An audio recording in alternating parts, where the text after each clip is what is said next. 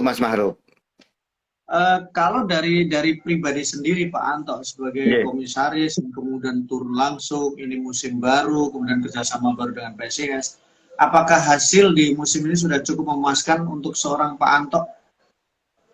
Ya, terima kasih. Jadi apa yang di pikiran saya ya, dulu ketika saya jadi supporter, lalu Iya. setelah saya masuk ini memang sangat beda ya. Kalau dulu saya ini hanya seorang yang tukang maidu ya, tukang maidu, tukang kritik dan sebagainya. Tapi begitu saya masuk ke dalamnya itu berbagai macam masalah muncul. Permasalahannya banyak muncul. Dan saya bersyukur ya di dalam PSIS ini ada suatu manajemen itu suatu kekeluargaan ya. Ada Iya. apa-apa saya ini yang paling tua sendiri ya diajak rapat. Tapi di sini saya ini kan memosisikan sebagai wakil dari adik-adik dan saya sendiri juga supporter. Makanya ketika putaran di Bali itu ya, setelah melawan Persiraja menang ini pertandingan-pertandingan berikutnya itu hanya kalau draw kalah itu saya sangat pusing sekali, sangat tidak nyaman. Bahkan saya usaha di kerjaan pun saya tidak nyaman. Akhirnya kita berapat dengan manajemen. Saya yang menyampaikan bahwa kita ini di sini kekurangannya di striker, kita kekurangannya di Hmm. lini depan.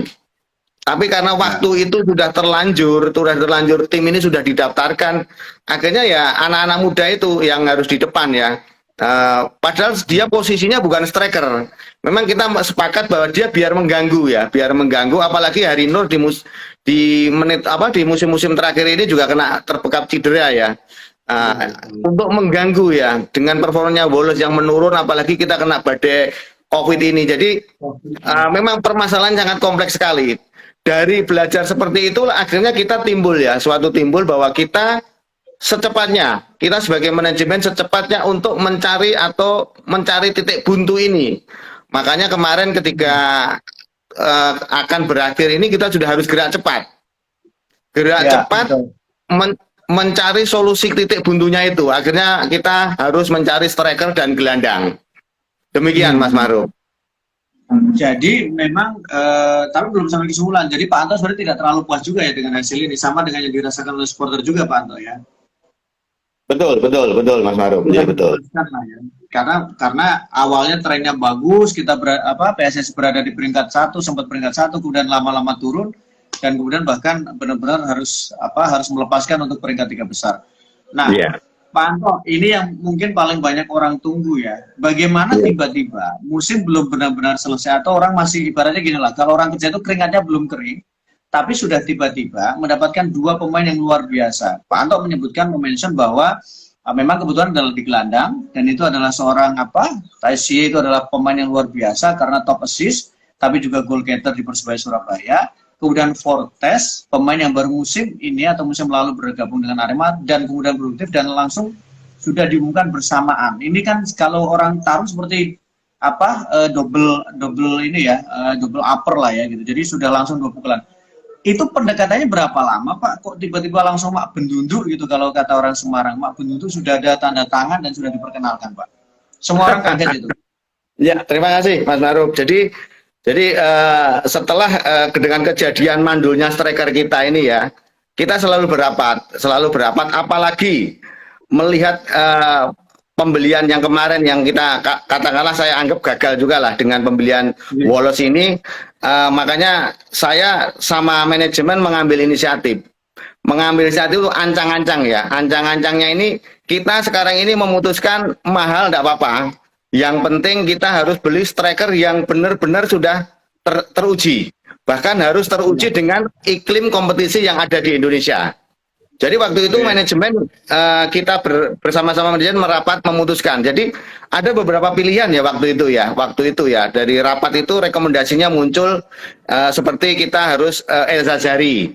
Terus ada Fortes, lalu ada Ciro Alves, lalu ada beberapa striker-striker. Memang mereka ini dengan mahal ya.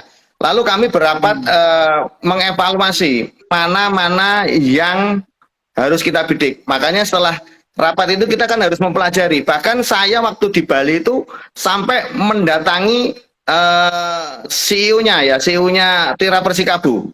Saya pinang langsung Oh, waktu itu. Mas, Siro Alves ya? apakah ya Siro Alves ini bisa kami pinang? Waktu itu menyampaikan ke saya, waktu itu ya, waktu kita bertanding sama Tira Persikabo menyampaikan, Pak, ini masih kita kontrak masih 2 tahun lagi. Asumsi Oh, saya ya, saya waktu itu juga bisa menerima ya.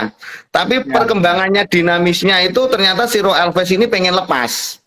Akhirnya ya kita betul. juga apa ya dalam karena kita itu serius, kita sebagai manajemen eh, sudah mengindikasikan. Sebagai contoh Siro Alves sudah kita deketi. Tapi ada beberapa pertimbangan yang membuat kami ini mundur ya untuk mengambil Siro Alves itu. Salah satunya dia meminta kontrak panjang dalam artian 3 tahun.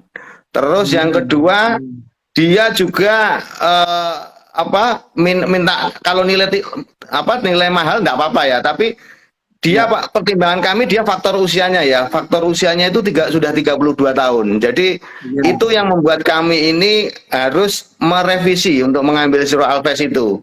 Akhirnya Hmm. kami sudah kontak ya, kita manajemen sudah call sama agennya, sama istrinya, bahkan sudah memberikan nego offering dan sebagainya. Tapi karena kita juga harus mengikuti karena dia sudah dikontrak sama Tira Persikabo ya.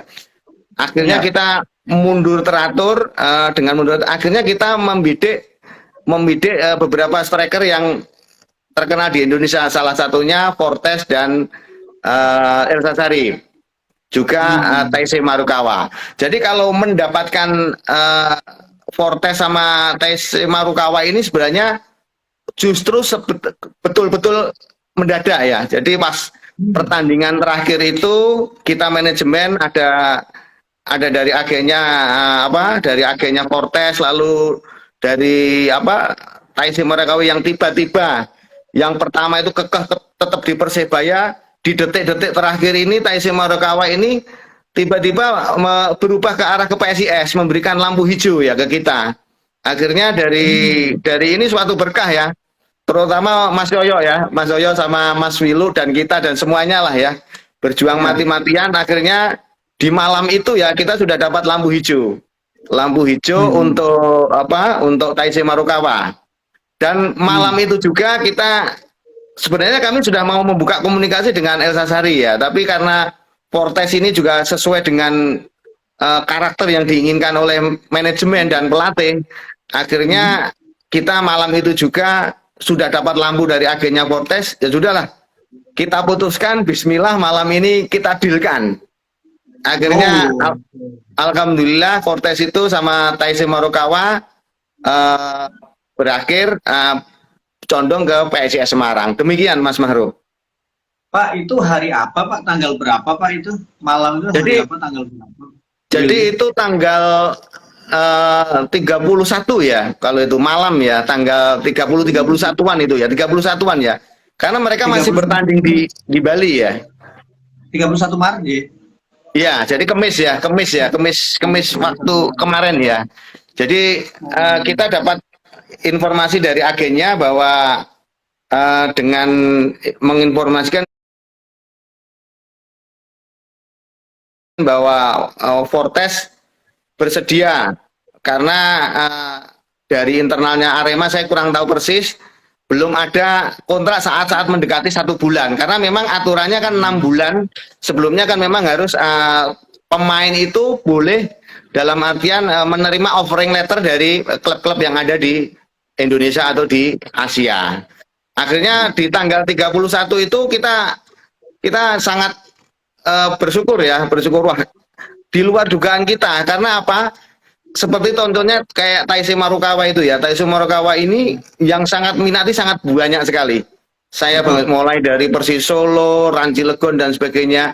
Tapi alhamdulillah si Taisi ini tiba-tiba berubah haluan me, me, me, meng, apa itu mengandaskan di PSIS Semarang. Itu suatu perjuangan yang sangat-sangat bersyukur ya. Mungkin ini suatu tanda ya, tanda bahwa kita bersyukur PSIS ini mendapatkan 2 orang yang jadi rebutan seluruh klub di Indonesia. Demikian Mas Maruf. Iya, dua pemain yang memang kalau dikombinasi mereka menjadi pelayan terbaik di liga, kemudian salah satu goal getter terbaik di liga musim lalu gitu. Dan itu Betul. memang kejutan besar sekali. Pak Anto, kalau kalau kemudian orang bilang bahwa nilainya ini kalau digabung dua pemain ini hampir 10 miliar loh kalau di bursa transfer. Setinggi itu, Pak? Itu kan hanya di media ya. Jadi kalau masalah nilai, ya memang Marukawa sama Taise, Elsa Sharif sama Siro Alves ini memang ibaratnya sekarang ini primadonnya salah satu klub-klub yang akan memburu untuk menjadi timnya. Ya, jadi Hmm. kalau Taise Marukawa ini memang ada suatu apa ya dia itu ya kecintaannya kepada PSIS. Kemungkinan Hmm. karena dia terkesan ya dengan PSIS ini karena manajemen yang rela melepaskan Pratama Arhan ke Tokyo Verdy dengan cuma-cuma. Sementara Hmm. Taisi ini waktu malam di hotel menyampaikan bahwa dia itu kagum dengan PSIS Semarang. Dengan Hmm. cuma-cuma melepaskan seorang Pratama Arhan, idolanya yang ada di Semarang dikasihkan ke Tokyo Verdy free bebas tampar. Sementara Taise Marukawa itu ingin masuk ke Tokyo Verdy itu sangat sulit.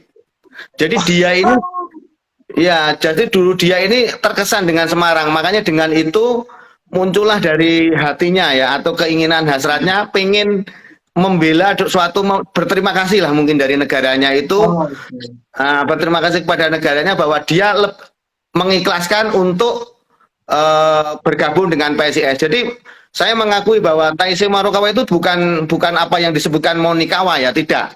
Sebenarnya karena Hmm. Taise Marukawa menyampaikan juga dia itu juga ditawari dari klubnya, dari Persebaya itu sampai 5 kali.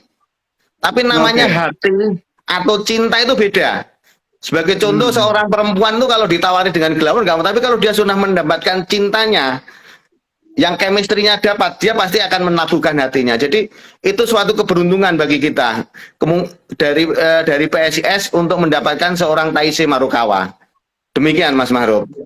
Ini